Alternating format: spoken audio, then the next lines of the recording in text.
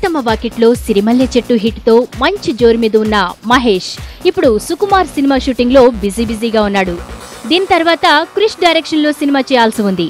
ఈ సినిమాకి శివం అనే టైటిల్ ని పరిశీలిస్తున్నారట.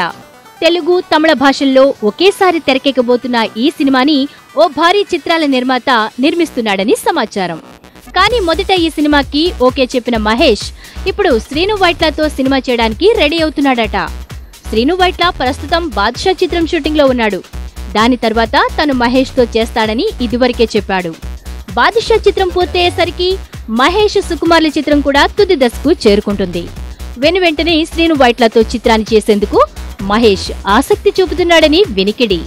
ఇక వివరాల్లోకి వెళితే, క్రిష్ చెప్పిన కథ మహేష్ కి నచ్చినా తన దగ్గర నుంచి పూర్తి స్థాయి అంగీకారం రాలేదని సమాచారం. పైగా క్రిష్ సినిమాలన్నీ సందేశాత్మకంగా ఉండడం, హీరోయిజానికి ఆస్కారం లేకపోవడం, కమర్షియల్ హంగులు తక్కువగా ఉండడం దీనికి ఓ కారణంగా చెప్పొచ్చు. ఏది ఏమైనా క్రిష్ లాంటి డైరెక్టర్లు స్టార్ హీరోలతో సినిమా తీయాలనుకున్నప్పుడు కథలో దమ్మెంతుందో పక్కన పెట్టి హీరో దమ్ముని చూపించే కథలు రాసుకుంటే బెటరేమో.